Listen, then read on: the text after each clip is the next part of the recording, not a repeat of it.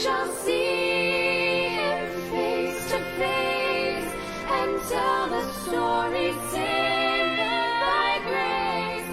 And I shall see him face to face and tell the story saved by grace.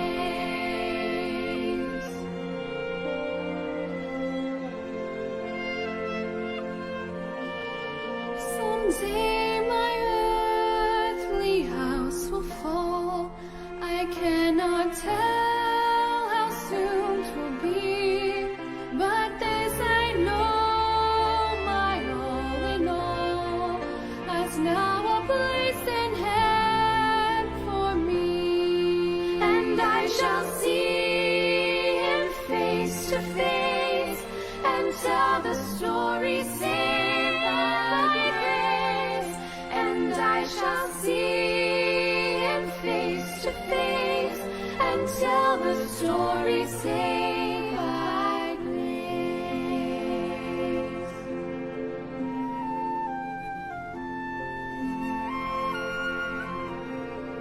Someday when fades the golden sun beneath the rosy tinted west, my blessed Lord will say, well done, and I will enter into rest.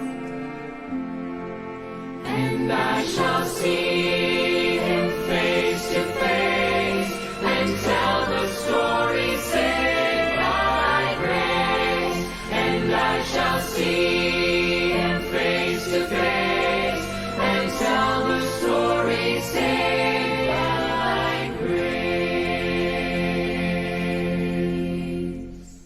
And I shall see him face to face and tell the story saved by grace.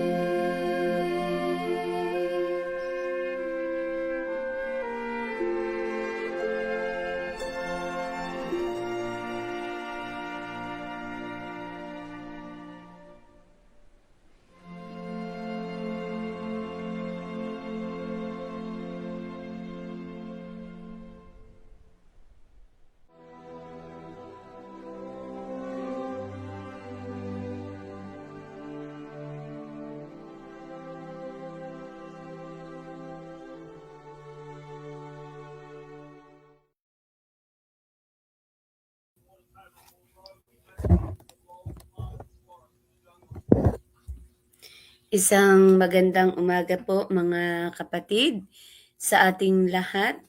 Purihin po natin ang Panginoon sa umagang ito na sa muli tayo po ay pagkakaroon ng ganitong pagkakataon na tayo po ay makakapag-aral muli ng kanyang banal na salita. At sa umagang ito mga kapatid, muli po nating ibalik ang papuri sa ating Panginoon sa kadahilan ng tayo po ay kanyang iningatan sa buong magdamag na nakaraan na tayo po sa umagang ito ay muling binigyan ng Panginoon ng panibagong buhay at lakas upang tayo na naman ay magpatuloy sa ating mga gawain sa buong maghapong ito. At patuloy nating purihin ang Panginoon sa patuloy na pag-iingat, sa mga pagpapala, sa pagmamahal na patuloy po nating nararanasan. Di po ba mga kapatid? At sa umagang ito, nais ko pong batiin at pasalamatan kayong lahat na sa umaga ay patuloy po namin kayong nakakasama dito sa ating pag-aaral ng banal na kasulatan upang tayo po ay patuloy na magpaalalahanan, patuloy na magpalakasan ng pananampalataya at patuloy na sama-samang dumadalangin sa ating Panginoon. So good morning po sa ating lahat. Akin pong binabati ang ating mga maagang naka-tune in sa ating pag-aaral sa umagang ito. Good morning po kay Ma'am Lita Lirag dyan sa Lipa City. Good morning po ma'am, ganun din sa inyo pong family. Good morning po. At ang pagbati po ni ma'am ay good morning from Lipa City. Akin din pong binabati si Ma'am Flor de Lisa Nacario. Good morning po ang pagbati po ni ma'am. At syempre po Ma'am Flor de Lisa, good morning din po sa inyo at sa inyo pong family. Ganun din kay Ma'am Elma Tan Kumeta. Blessed morning everyone. God bless us all. Ayan. So, good morning ma'am at sa iyong family. At syempre, kay Kuya Orlan Mariano. Andoy Mariano. Good morning po. At sa inyo pong family. Good morning din sa iba nating kung kayo po mga kapatid ay merong mga pagbati, marapat lamang po na inyo pong ilagay sa ating comment section para po ito ay ating mabasa. Kung kayo rin po ay may mga prayer request, ay inyo lang pong ilagay dyan. Para po maisama natin sa ating mga panalangin. At syempre, ating binabati din ang ating, pagaman hindi pa sila nagbibigay ng kanilang mga pagbati. Good morning po sa Masangkay family, kay Kuya Noli at kay Ate Lita Masangkay. Good morning po. Ganun din po sa inyong family. Sa kay Sir Jonathan Barikawa at kay Ma'am Aloha. Good morning. Kay Ma'am Memory, sa aking kapitbahay, kay Ma'am Memory, ay good morning. Ganon din kay Jomar. Siyempre, ganon din kay Sheila at kay Kevin Kilio. Good morning sa inyong family din. At siyempre, ating binabati din ang ating mga kasamahan dito sa Hope at Calvary. Good morning po Sir Fam, kay Ma'am Irene, kay Gajel, kay Shemaya, good morning po sa inyo. At syempre kay Sir Chayen, kay Ma'am Lani, good morning. At ganun din kay Pastor Ilihay, good morning. Kay Pastor Joshua Niban, ganun din po kay Pastor Arian Pasqua, good morning Pastor, at sa iyong minamahal na asawa. At syempre, good morning din kay sino pa bang kasama natin dito? Ayan, good morning po sa lahat. Good morning kay Ma'am Essie, ang ating sharer, Ma'am Essie Pimentel, na maagang palaging nanggigising, lalong-lalo na po kapag Hope at Calvary. Ayan, nagpapaalala. Ayan, kay Ate Lita Masangkay, ang pagbati po niya ay good morning po. At syempre, kay Ate Imelda Tanyedo, good morning Ate Imelda at sa iyong family. Ayan, good morning po ang pagbati po ni Ate Imelda. At syempre, sa ating mga di natin makakalimutan na batiin ang ating mga silent viewer, mga kapatid. Good morning po sa inyo, bagaman hindi po kayo nagbibigay ng inyong pagbati dito sa ating comment section, ay nandyan pa rin po kayo at kasama namin sa umaga, lalong-lalo na po sa umagang ito. Good morning po sa inyong lahat. Good morning din po kay Ate Jean Nabong at sa iyo pong family.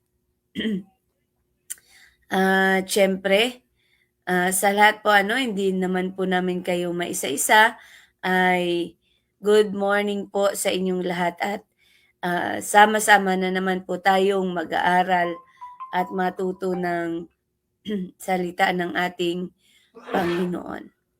Ayan. So, bago po tayo magpatuloy, pakinggan po muna natin ang ating theme song, Bend Your Knees and Pray.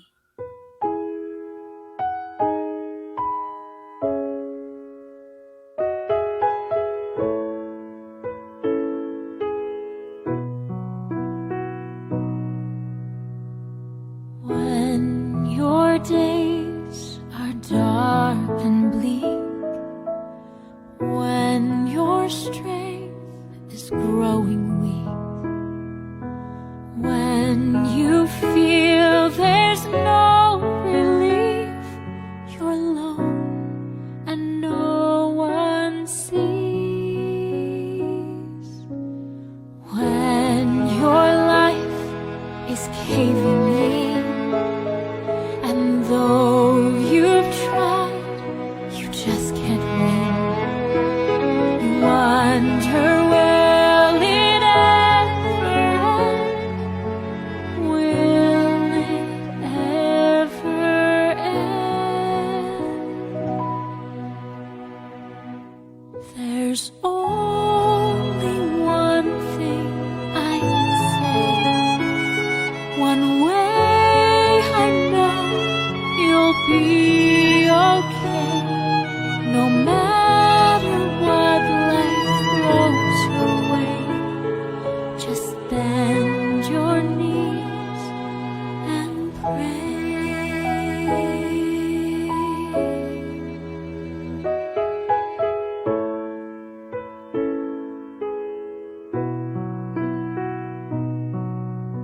You'll find a friend in Jesus Christ, 'cause all for you He sacrificed.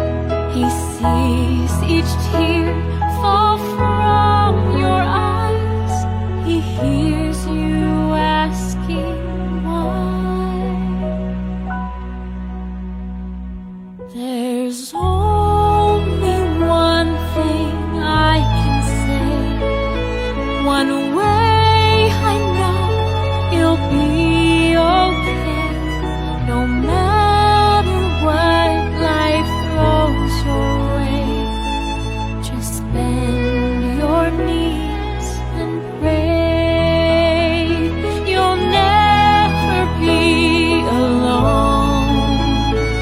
You'll always have a hand to hold, no matter what life throws your way. Just bend your knees and pray.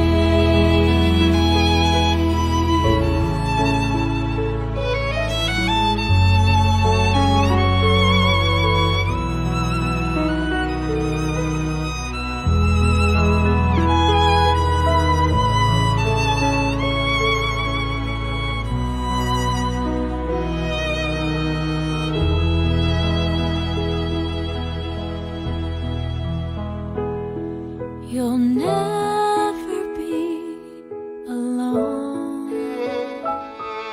You'll always have a hand to hold, no matter what life throws your way. Just bend your knees and pray.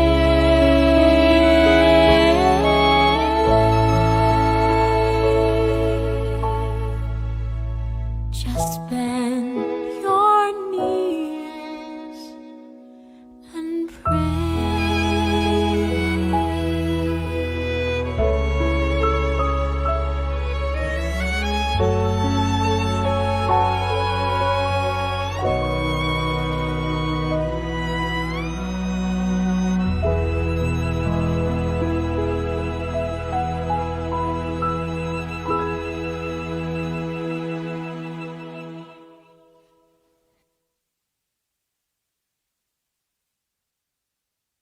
There's only one thing I can say. One way I know you'll be okay, no matter what life throws your way. Just bend your knees and pray.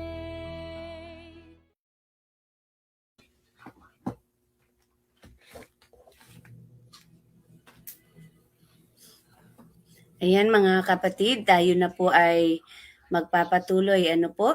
Tayo po muna ay manalangin bago po tayo mag-discuss ng ating pag-aaral sa umagang ito.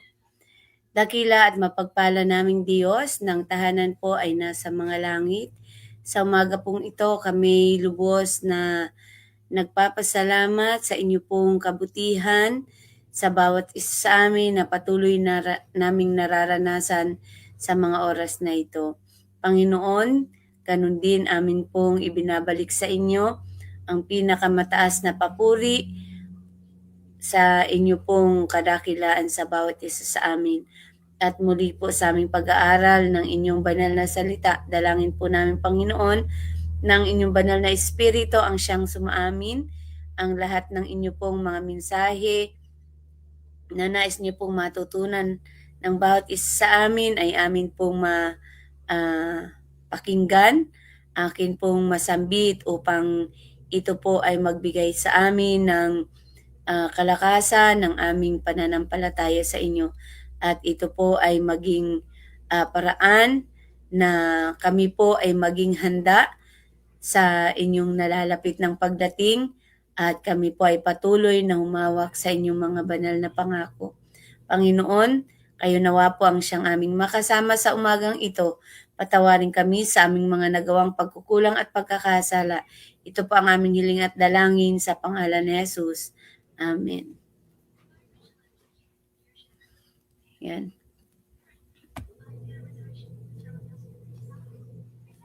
Good morning po kay Ma'am Erlinda Esteban Monte Alto. Good morning po everyone. Good morning din po kay Ma'am Melanie Masangkay Villarreal. Ate Lani, good morning. At syempre sa ating butihing pastor, Pastor Ray Rada, good morning po. Good morning din po, Pastor. Ayan. So tayo na po mga kapatid ay magpapatuloy sa ating pag-aaral sa umagang ito. At tayo po ay ang atin pong topic ngayong umaga ay all to reveal Christ, Spirit, and Power. All to reveal Christ, Spirit, and Power.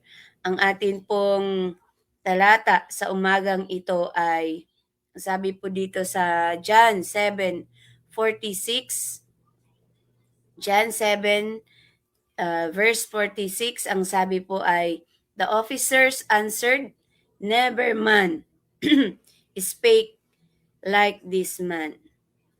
Okay, ang sabi po sa Tagalog ay, sumagot ang mga kawal, kailanman ay hindi nagsalita ang sinumang tao na gaya ng taong ito. Yan po ay sa Juan 7 verse 46. So, ang talata po na ito mga kapatid, ay ito po yung one time ay may inutusan na officers na kumbaga ay pinadala para arestuhin ang ating Panginoon.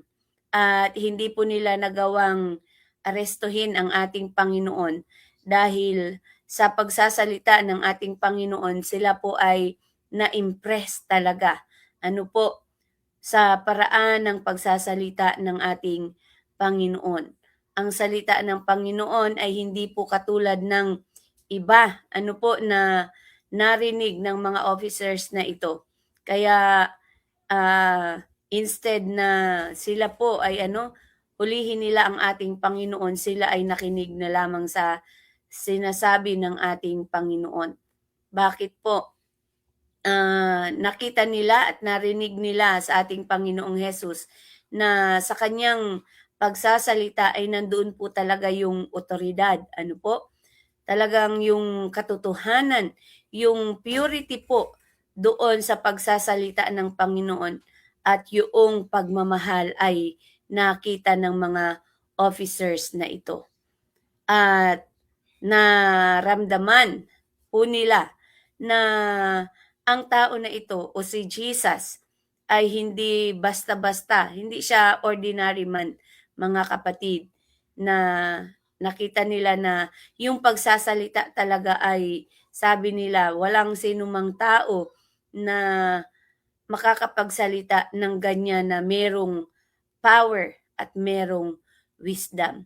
Ano po, kasi si Jesus po, mga kapatid, ay hindi siya nagsasalita o kung magsalita siya ay hindi katulad ng mga, religious leaders, mga kapatid.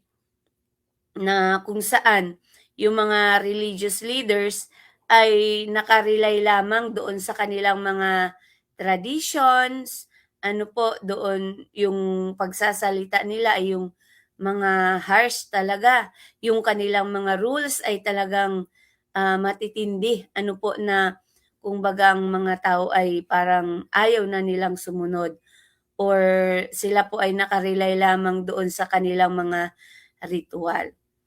Instead po itong ang ating Panginoon kapag ang ating Panginoon ay nagsasalita ay talagang tagos, sabi nga ay tagos sa puso at isip ng mga nakikinig. Talagang 'pag nagsalita ang ating Panginoon ay nakakaabot doon sa kaibuturan ng puso ng bawat tao. Kaya makikita rin natin o nakita rin ng mga officers na ito, mga kapatid, na sa pagsasalita ng ating Panginoon ay nare-reveal, nakikita kung ano yung character ng Panginoon. Yung full of mercy, merong compassion talaga and righteousness. Kasi kahit nga, mga kapatid, kung babalikan, maraming mga pagkakataon sa panahon ng ating Panginoon na talagang kahit na yung mga tao na lalapit kay Jesus na merong mga bad intentions, 'di po ba? Sila ay nako-convince sa katotohanan at sa mga salita ng ating Panginoon. Kaya makikita natin sa talata na ito, mga kapatid, na ang salita ng Panginoon ay merong kakayahan na baguhin ang bawat puso ng mga tao na nakikinig sa Kanya. Hindi by force, kundi saan po? Nababago ng katotohanan at ng pagmamahal. At isa pa na makikita natin sa talata na ito, bagaman ito'y napakaiksing talata, ay marami tayong mga lessons na pwedeng makuha po. Na makikita natin sa talata na ito na kapag pala ang mga tao ay nakikinig sa ating Panginoon, ay nare-recognize natin o nare-recognize ng mga tao na ang kanyang mga salita ay nanggagaling sa ating Panginoon. At bilang mga tagasunod, bilang mga followers, mga kapatid, tayo po ay tinawagan na mag-reflect ang ating i-reflect natin yung same spirit ng ating Panginoon. Sa ibang mga tao yung kind spirit, yung truthful and full of grace. Ito po yung sinasabi sa atin, since na tayo po ay mga tagasunod ng ating Panginoon, ay kinakailangan natin na mag-reflect, makita, i-reflect natin sa ating buhay yung kung papaano magsalita ang ating Panginoon. Kasi sabi sa atin ay bilang mga Kristiyano at ang ating ganun din yung ating devotional sa buong isang taon na ito, Reflecting Christ, ay i-reflect natin kung papaano ang ating Panginoon ay nagsasalita sa mga tao. Kasi makikita natin talagang ang ating Panginoon, mga kapatid, siya ay unique, hindi magaya ng kahit na sino man. Bagaman hindi natin unique ang ating Panginoon, hindi natin kayang magawa yung lahat ng kanyang mga ginawa. Hindi natin kayang makita sa atin yung lahat ng kanyang sinasabi, pero ang sabi po sa atin, dahil tayo ay naniniwala sa ating Panginoon, sumusunod sa ating Panginoon, at least mai-reflect natin sa araw-araw nating pamumuhay ay mai-reflect natin. Hindi man lahat, kundi mai-reflect natin sa tulong ng banal na Espiritu yung buhay na ipinamuhay ng ating Panginoon nung siya ay nandito pa sa lupa. Sabi po dito sa pagpapatuloy, when Jesus delivered the Sermon on the Mount, his disciples were gathered close about him, and the multitude, filled with intense curiosity, also pressed as near as possible. Ayan. So, yung mga disciples po, no, ng ating Panginoon, siya yung closest followers sila yung mga closest followers ng ating Panginoon. Talaga po silang nagstay, na malapitan. Dahil po dahil nagstay sila ng malapitan sa ating Panginoon dahil ang mga disciples na ito ay naniniwala sa ating Panginoon at mahal nila ang Panginoon. At the same time, mga kapatid, maraming mga tao, hindi lang po yung mga disciples nung panahon na yon. Maraming mga tao ang lumalapit sa ating Panginoon, na talagang gusto nilang mapakinggan ang ating Panginoon. Even the little children, mga kapatid, ay talagang gusto nilang lumapit sa ating Panginoon. Pero tandaan po natin, hindi lahat ng lumalapit sa Panginoon ay talagang naniniwala sa Panginoon. May mga tao din na lumalapit na talagang gusto nilang i-test ang Panginoon. Pero praise God, dahil sa panahon na iyon, napakarami talagang, bagaman may ilan-ilan lamang, pero halos lahat sila ay lumalapit sa Panginoon kasi gusto po nilang maging close sila sa ating Panginoon. Yung iba naman out of curiosity. Pero ang sabi nga sa ating talata, kapag ang Panginoon na ang nagsalita, ay kahit yung may mga bad intentions, ay talagang nababago ang kanilang pamumuhay. Na nare-realize nila sa kanilang sarili na, sabi nila siguro sa kanilang sarili ay may kakaiba sa tao na ito na dapat na aking masunod. Kaya yung mga tao na yun. Ngayon din naman mga kapatid, di po ba? Hindi po lahat ng mga tao ay pumapasok sa church at gustong mapakinggan ang salita ng Panginoon. Pumapasok sila out of curiosity. Pero ang maganda po doon sa pagpasok nila ay there's something na nararamdaman sila kung kaya't sila po ay nababago. So maganda na pagpasok nila doon ay nare-realize nila sa kanilang buhay na kailangan pala nila ang ating Panginoon.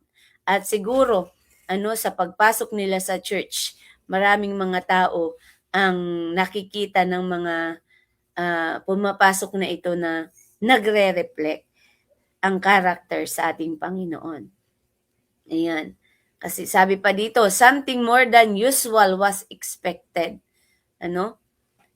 Talagang nararamdaman ng mga tao na ito na kakaiba ang ating Panginoon. Iba yung kanyang mga teachings doon sa karaniwang naririnig nila.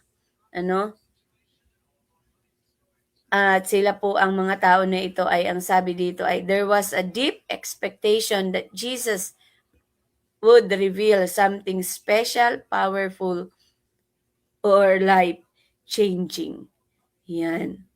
Eager faces and listening attitudes gave evidence of the deep interest. So talaga yung mga tao sa panahon na iyon, yung kanilang mga salita, yung kanilang mga expression ay nagpapakita kung gaano po sila kaseryoso at ka-attentive sa pakikinig sa ating Panginoon.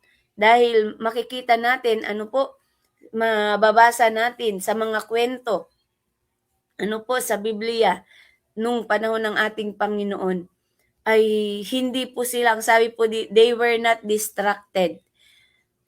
Bagaman, imagine mga kapatid, tingnan na lang natin, balikan natin yung 5,000 people, mga lalaki lang po iyon, o hindi pa kasama yung mga bata, hindi pa kasama yung mga babae nung pinakain ng Panginoon ang mga tao na ito, no? Ng 5 tinapay at 2 isda. Imagine ninyo mga kapatid, sa 5,000 people na iyon, plus yung mga bata at mga kababaihan, si Jesus lang ang nagsasalita, ngunit sila po ay nauunawaan nila ang bawat salita na lumalabas sa bibig ng ating Panginoon. Imagine niyo po sila, kung gaano talaga sila ka-attentive doon sa pagsasalita ng ating Panginoon at gusto nilang makilala talaga ang ating Panginoon. Kaya sabi dito, eager faces and listening attitudes gave evidence of the deep interest. Ayan. Talagang hindi po sila nadidistract.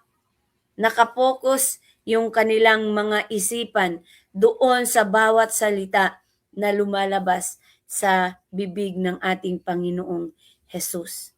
Imagine kung sa panahon natin ngayon, sa loob nga lamang po ng classroom, ilan lang po, mga sabihin nating 30 students. Pero talagang may mga bata talagang hindi attentive. Yun pa kayang sa panahon ng ating Panginoon, thousands of people ang nakikinig sa ating Panginoon. Ngunit sila po ay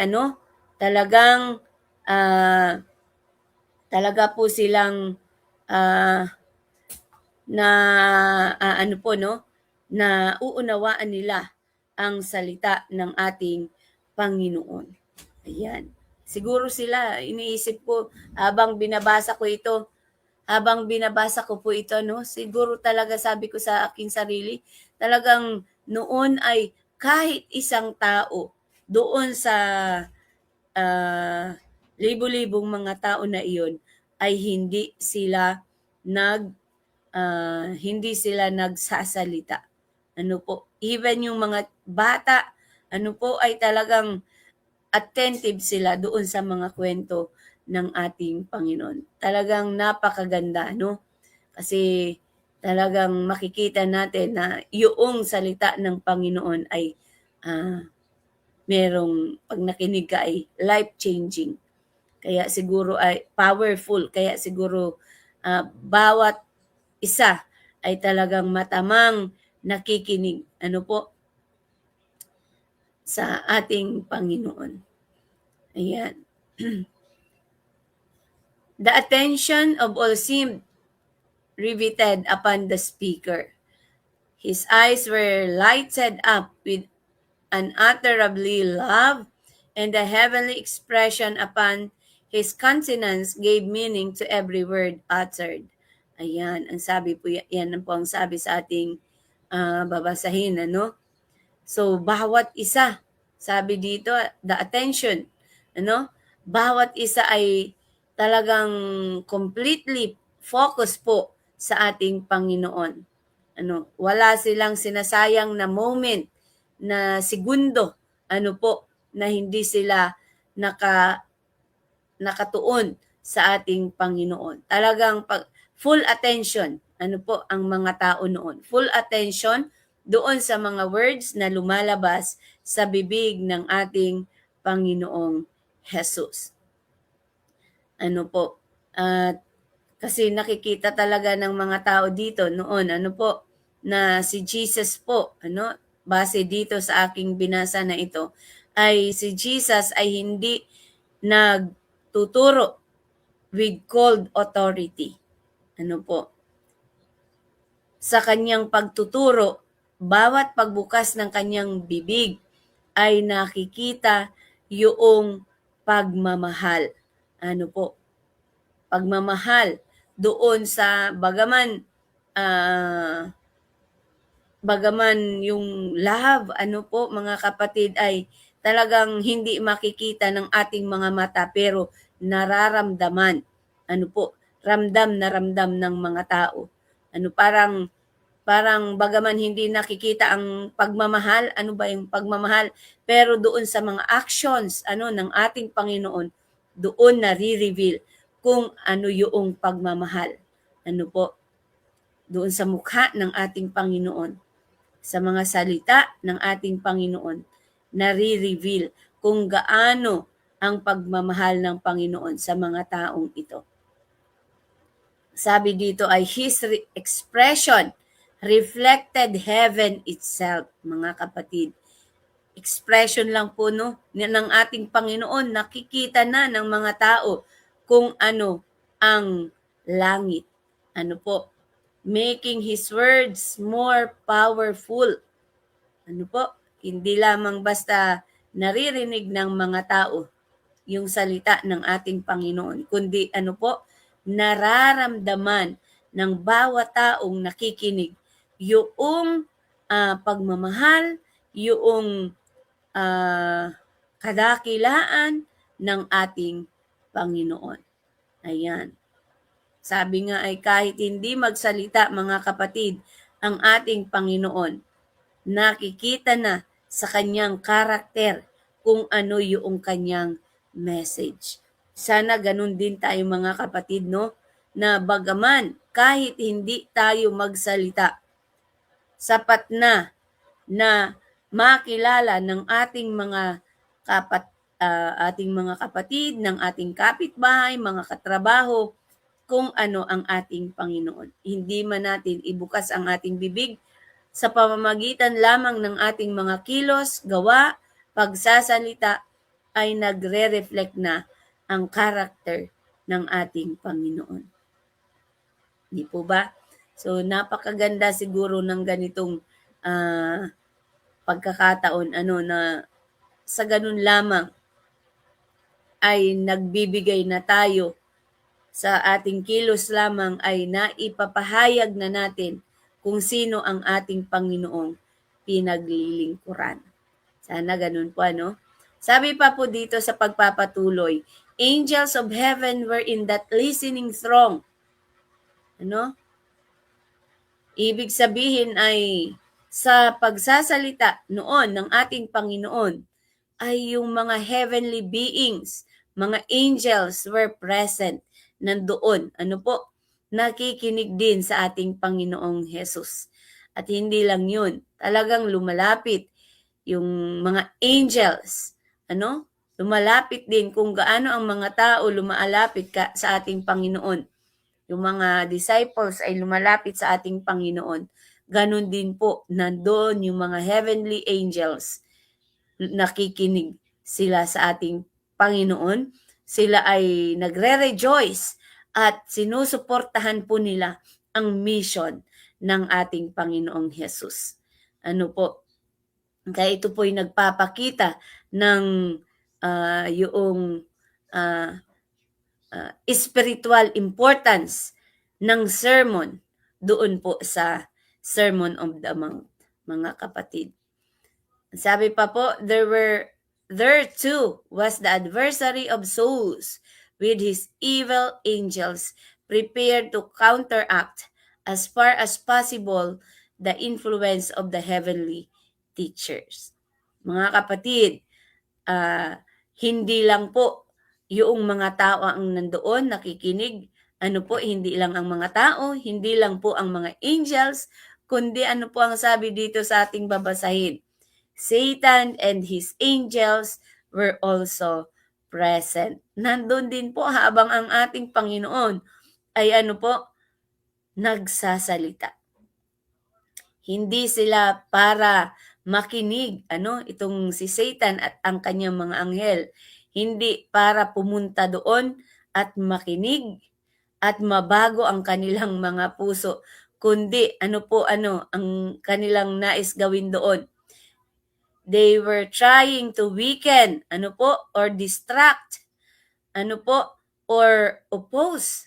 Sabi dito, the effect of Jesus' words. Yun ang yun ang kanilang purpose.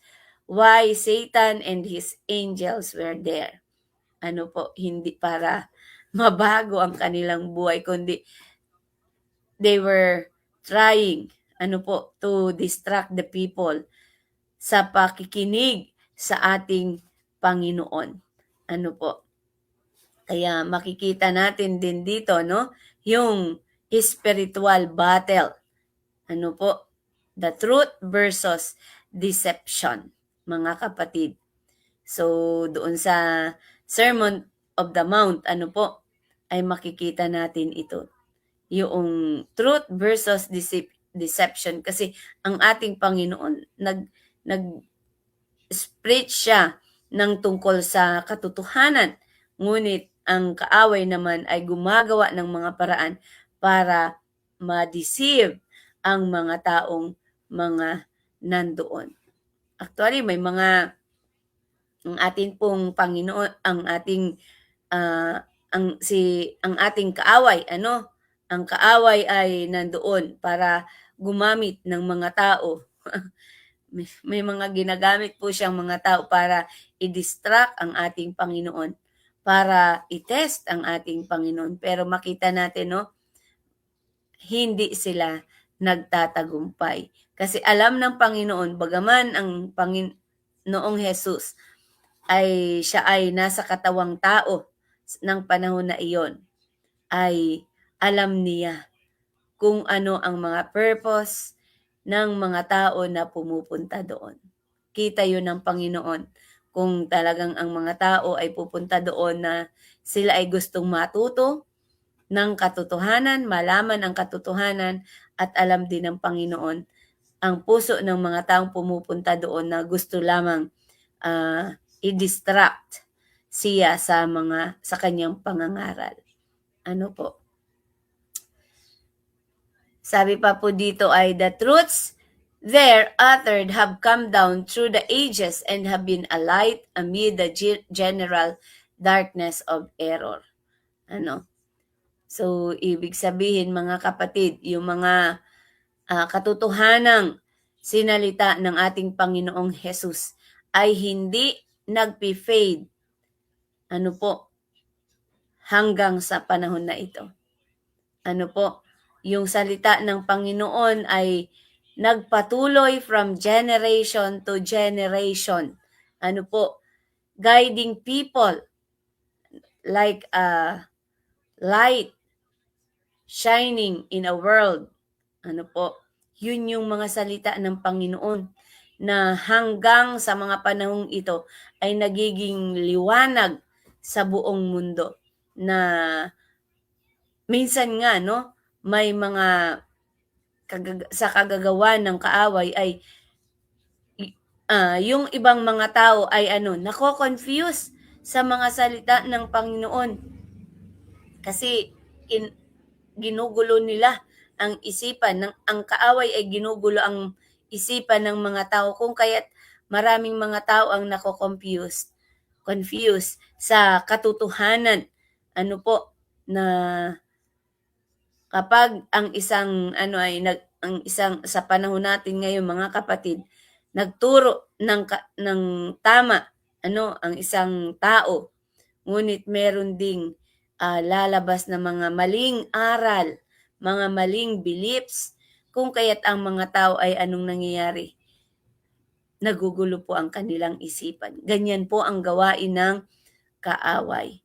Many have found in them that which the soul most needed, a sure foundation of faith and practice. So, yan po ang sabi dito, Hindi mabilang po ng mga tao ang nadidiscover ang salita ng ating Panginoon. At kapag sila ay nakadiscover o narinig nila ang salita ng Panginoon at nalaman nila ang salita ng Panginoon, ano po ang nangyayari sa kanila? Ang sabi dito sa ating babasahin, they were deeply, long na makilala talaga nila ng lubusan ang ating Panginoon. Gusto nilang patuloy na makakita ng basihan sa kanilang paniniwala, sa kanilang pagsunod sa ating Panginoon. At maraming mga tao ang gusto nilang mamuhay na merong kabanalan, lalong-lalo na kapag narinig nila ang salita ng ating Panginoon. Sabi pa po, but in these words spoken by the greatest teacher the world has ever known, there is no parade of human eloquence. Ano po? Ibig sabihin po ay ang ating Panginoon, siya yung greatest teacher. Jesus is the greatest teacher. Hindi po siya sasalita ng mga fancy word, yung mga showy speech, hindi niya po yung ginagawa or nagsasalita po siya ng mga salitang nakaka-impress para lamang ma-attract ang attention ng ibang tao. Hindi siya nagsasalita ng tungkol sa kanyang sarili, para lamang ma-attract ang atensyon ng mga tao. Hindi katulad, minsan tayo, mga teacher tayo, halimbawa kami, talagang minsan hindi maiiwasan na magsabi kami ng, halimbawa, makukulit ang bata, sasabihin namin, uy, ang bait nito. Yung mga ganun po, na talagang parang nagsasalita ng para lamang makuha yung attention, ay parang magsasabi ng mga bagay na hindi naman. Parang ganun. Hindi ang ating Panginoon ay talagang direct to the point ang ating Panginoon. Pero kahit na direct to the point ang kanyang mga salita, ay hindi natin nakakitaan, hindi natin mababasa sa banal na kasulatan yung nakasakit ng salita ang ating Panginoon. Kasi bawat labas ng mga words sa kanyang bibig ay merong pagmamahal. Nakikita ang pagmamahal. Po? So dapat ganun din pala tayo mga kapatid, na sinasabi natin sinasabi natin pero hindi tayo nakakapanakit ng damdamin ng ibang tao. Po?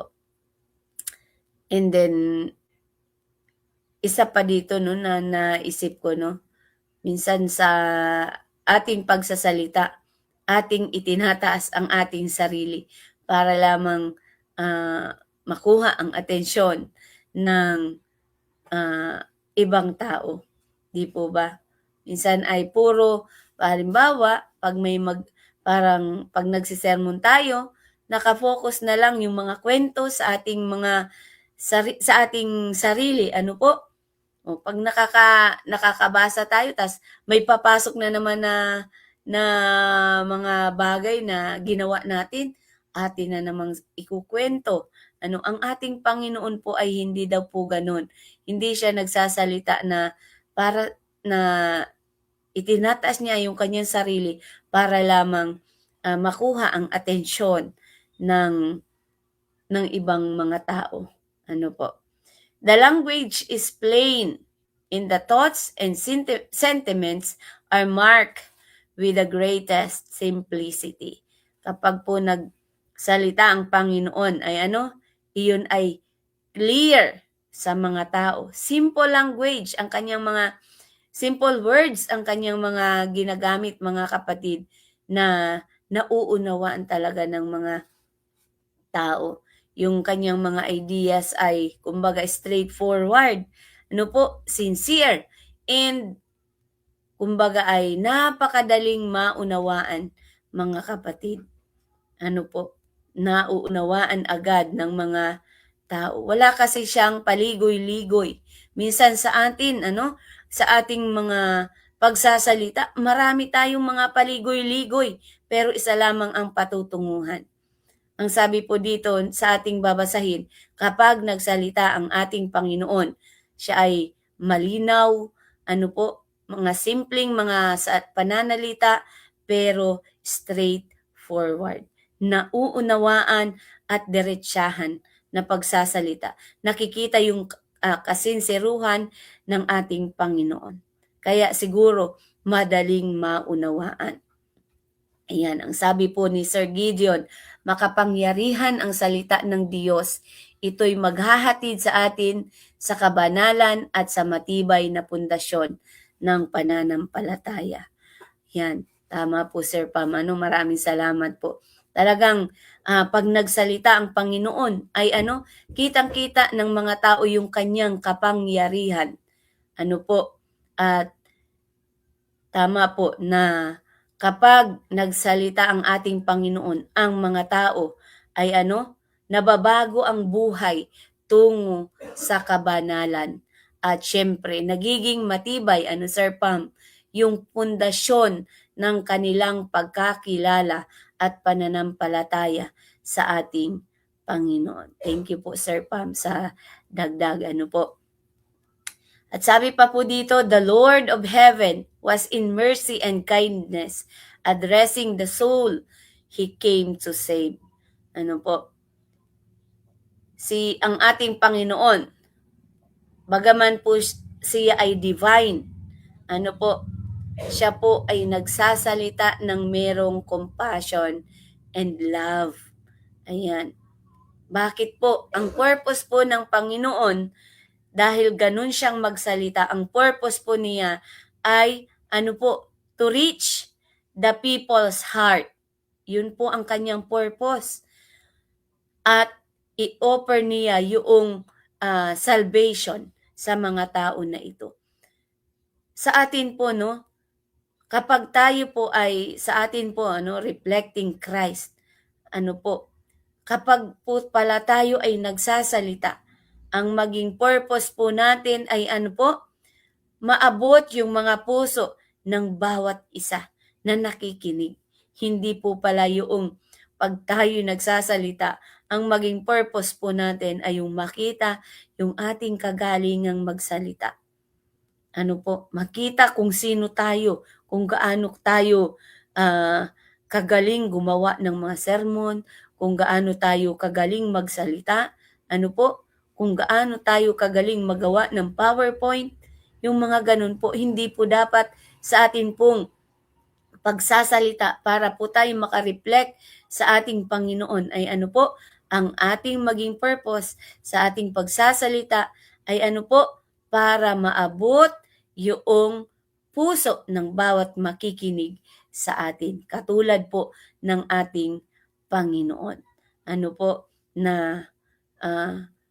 makita yung salvation na in-offer niya ng ating Panginoon sa bawat taong nakikinig sa Kanya. Sabi pa po dito, malapit na po pala tayo, Ang bilis po ng oras, 2 minutes na lang po pala tayo, Ayan. So, ang sabi pa po dito ay, He taught them as one having authority, speaking the words of eternal life. Ayan. So, ibig sabihin ay, ang ating Panginoon ay nagtuturo siya, with divine authority. Hindi siya po nagtuturo na hiram lamang sa iba, galing sa iba yung kanyang itinuturo. Dahil ang kanyang itinuturo ay galing mismo sa Panginoon. Galing mismo sa Panginoon na ang kanyang mga turo ay naglilid po sa eternal life. Ayan. So, talaga po sa ating lesson sa umagang ito ay makikita natin kung papaano magsalita ang Panginoon. At nais po niya na kung papaano siya mangaral, kung papaano siya magharap sa mga tao, kung papaano siya magsalita, ay daw po, ang sabi sa atin, sa ating lesson ay gayahin natin ang ating Panginoon.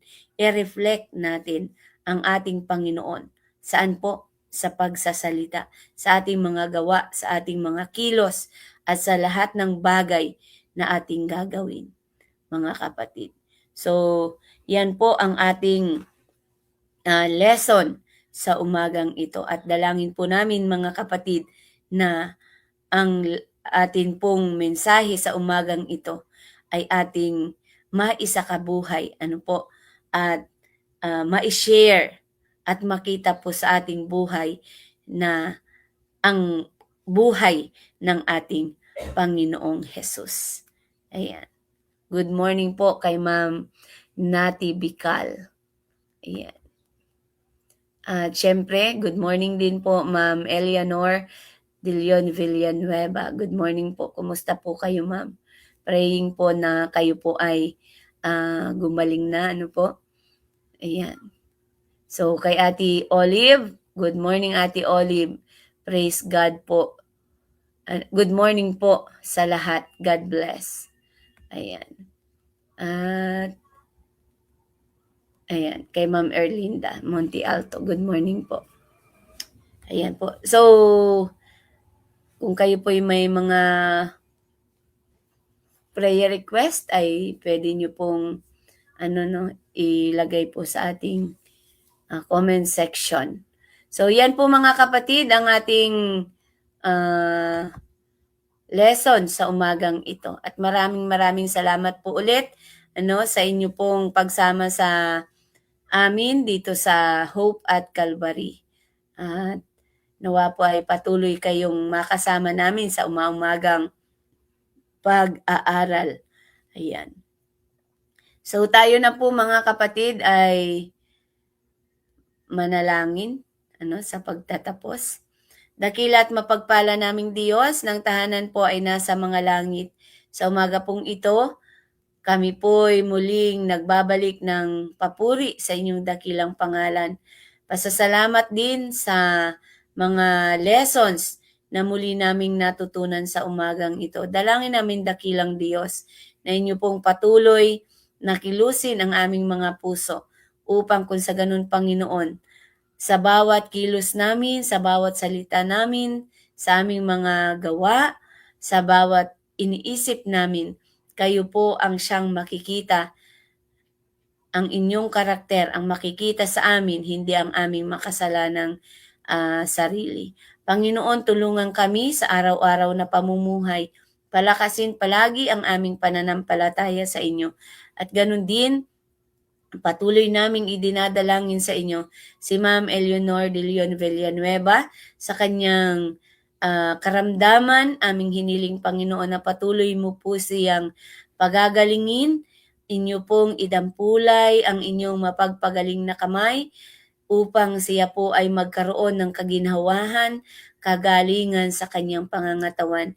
Pagpalain din ang mga gamot na kanyang iniinom at nawa ito ay inyo pong gamitin upang isa sa maging paraan ng kanyang kagalingan. Ganun din po ang mga doktor, bigyan ng katalinuhan upang lahat ng kanilang mga sasabihin ay maging kalakasan ni Ma'am Eleanor. Tulungan ang bawat isa, ganun din ang mga may karamdaman, Panginoon, na hindi namin mabanggit. Si Ma'am Marshall Salvador, aming hinihiling din, Panginoon, na ang kagalingan din po ang siyang igawad sa kanya.